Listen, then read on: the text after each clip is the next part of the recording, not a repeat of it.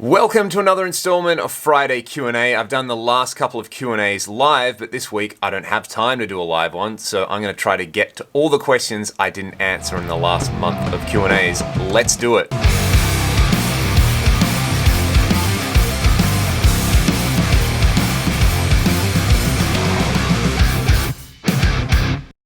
Who did your brand new intro? My buddy GT did the intro. He has a great YouTube channel. He does a Tone Quest series, and he just did a really great video doing some John Petrucci tones. So I would recommend you guys go and check that out. I'll link his channel in the video description. His stuff not only sounds fantastic, but it looks amazing. And when he sent me a message saying, hey, do you want me to do an intro? Well, it was like, yeah, dude, your stuff looks epic. So GT, thank you so much, man. You're the man. If you're watching this, do me a favor, go and subscribe to his channel. On a good day, I reckon I'm 6'1" in the old language, which is about 184, 185, 186 centimeters. I really can't remember the last time I actually measured myself, but I think it's about that much. So that's probably why some guitars look like they're ukuleles on me. This question comes from my buddy Courtney at The Home Musician. How is my wife, who is American, adjusted to the change in the hemispheres? Obviously, when it's summer in the northern hemisphere, it is winter down here, which is why I get so many questions like, why are you wearing a massive jacket in summer?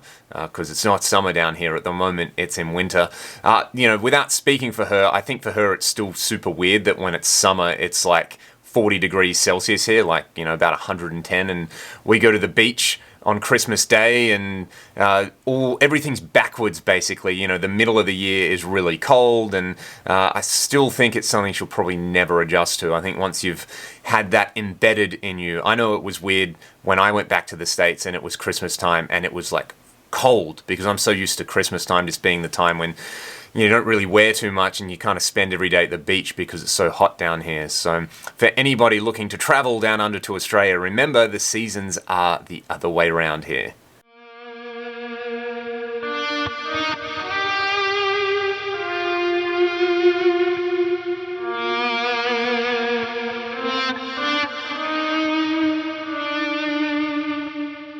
How often do I maintain all the guitars sitting on my wall? To be honest, there's probably only 4 or 5 guitars that I play regularly, and I try to keep them in tip-top shape and change the strings and, make sure all the pots aren't scratchy and, give them a bit of love every now and then. But the rest of them, honestly, I probably only get to them like 2 or 3 times a year. I might change a set of strings, or I'll try to go through at least once a month or once every 2 months and at least wipe all my guitars down. I live quite close to the ocean here, and it's quite dusty, so all my stuff gets like a kind of fine layer of dust really quickly. So I at least kind of, pull them down and tune them up and do that kind of thing once every couple of months. But like I said, it's really only 4 or 5 guitars that I actually play fairly regularly. My favorite overdrive pedal, when I do get around to using one, I think it actually comes down to 2 pedals. One is the Boss Super Overdrive, which I've had forever. It costs next to nothing, and it's definitely in that category of pedal where I think everybody should own one, just because it can do so much for your rig. And the other one that I really, really like, and I've recorded with a lot, is the Anarchy Audio Workhorse. It's essentially a clon style circuit, and I use it as a clean boost into my message rectifier, basically to tighten that guy up. And that particular combo with my PRS SC245 was the sound of the last Ragdoll album, Back to Zero. That pedal just gives you more of what you like about your tone without giving you anything that you don't like about it. So I really love that as a kind of pre-boost into a high gain amp. And if you want to use it for the clone style stuff, it's fantastic at that as well. In terms of bedroom rigs, if you're somebody who literally is just sitting around playing guitar in their bedroom and you're doing it for fun, or you want to, record a little bit of your guitar, or you want to play along to backing tracks and you're not looking to go out and play live, I think there's so many options out there. You don't have to have a big tube amp if you're playing in your bedroom. If you wanted an amp or a combo, I think the Boss Katana series is a great one to look at as an all-in-one solution. They're relatively affordable. You have sort of 4 or 5 really great sounds with some built-in effects and the option to add the software on there. I'm a big fan of those amps. They're kind of like, you had the old Roland Cubes where decent, but I think the katanas are a really good solution in that case. Or you could go for something like a modeler with some studio monitors. I think the main thing is that if you're going to invest in something like, say, a Fractal FM3 when they come out, or an Axe-Fx or a Kemper, whatever your kind of choice is, that you also invest in your monitoring solution, you know, rather than buy a really expensive modeler with some crappy computer monitors, you know, maybe spend a little less on the actual modeler and go and buy some, you know, decent studio monitors, whether they're, you know, the Samson Resolves, which I think sound great, or even if you're just using KRKs or something like that. I would go the extra mile though and get a set of Adams or Dynaudios if you can afford them, and that's going to give you a really deluxe rig for your bedroom. The other advantage is going to be you can listen to music through them and they're going to sound fantastic. And I have learnt so much just by listening to music on my Adams studio monitors. You hear so much detail and can really change the way you hear music. The best gigs and the worst gigs I've ever done. Off the top of my head, let's start with the bad. We'll start with the worst gigs I've ever done. I reckon the absolute low point in my touring life was the first year we went to the States. We played in Denton, Texas, and we played in the basement of a pizza shop. It was one of those gigs where it was like, we had a show cancelled the day before. We drove all the way down to Houston, only to find out that the show was cancelled, like Oklahoma City to Houston. So we were in this hot van with no aircon for 8 or 9 hours and get to the gig and there's no gig on, which kind of sucked. And then the next day, you know, we rolled into Denton, Texas, and we're looking for this venue, and it's like, oh, where is it?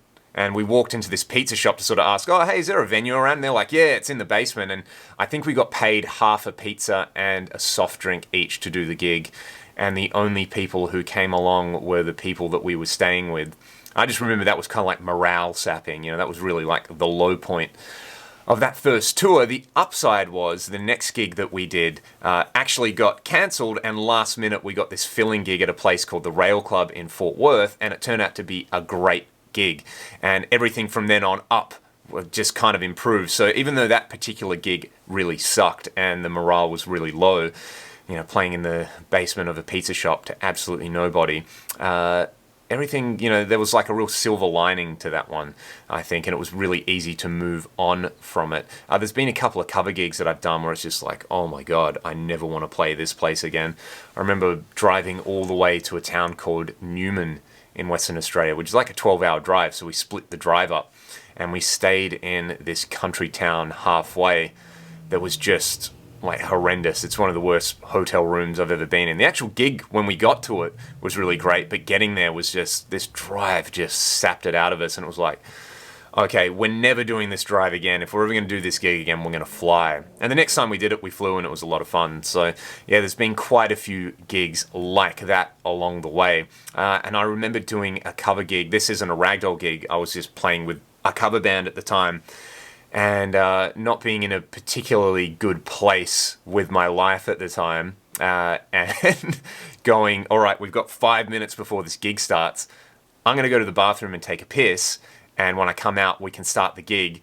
And I'm standing at the urinal, and, you know, I'm doing my thing, and I hear the band just start. They just started without me. You know, I'd been gone about a minute and a half, and I said I was going to be back. And I remember just being absolutely furious with everybody and getting on stage and playing the gig in such a foul mood. It's probably just an innocent thing like, hey, we can start this song and he'll come out and it'll be fine. So yeah, they're probably, off the top of my head, the 3 worst gigs I've ever done. The 3 best gigs I've ever done, I want to say, we opened up for Living Colour at the Astor Theatre here in Perth at the end of last year, and that's just a fantastic venue. I absolutely love that venue, and you know, getting the chance to open for one of my favorite bands of all time was super cool. They're all super nice guys, and we played really, really well. Well, I had a great gig anyway, so it was one of those things where, you know, the tone was right, the room was right, the vibe was right. A lot of people that I knew came down to the gigs. That's probably the best local show we've ever done. Another one which was really memorable was we opened up for Skid Row at the Whiskey A Go-Go in North Hollywood in 2014, and in a lot of ways that was kind of like all my dreams came true on that one night, because growing up, I loved Skid Row, getting to open for them, hang out with the guys. They're all lovely guys again, and play at the Whiskey was a dream come true for me as well. And I remember my absolute musical hero, Doug Pinnick from King's X, came down to that gig, and we got to hang out with him. And yeah, it was sort of like, if I could have written down when I was 15 all the things that I would want to happen to me at a show, they all happened on that night. And I would say probably another one which was really great was the Rocklahoma Festival in 2016. That was a really, really memorable gig. We played on the side stage, but we played after the Scorpions. So as everybody was leaving, they kind of stopped at our stage, and we had this massive turnout. We played really well. My buddy Jeff Allen, who's a radio presenter in Arkansas, introduced us, did this great intro. We had the promoter come out and sing an AC/DC song with us, and this is all at like 1:30 in the morning. And that was actually probably the first big gig I ever did with an Axe Effects. I had my Ultra there. And that was pretty awesome. I could list off a bunch of other gigs. I remember our European tour was really memorable. There was a bunch of other gigs on our 2015 tour of the States, which were super, super cool. But they're the three which, in my mind, are kind of those gigs that I'll always remember and always cherish. That's Friday Q&A for another week. I will try to make next week's Q&A live. I normally do them at about 9 or 10 a.m. Friday, Western Australian time, which I think is about 9, 10 p.m. Eastern Seaboard time in the States. So if you're looking forward to that, be sure to set your watch and tune in. And I'll still try to do a couple of these studio, not live, Q&As in the future to answer all your questions. Thank you guys so much for all the questions, and I will see you next time. Stay excellent.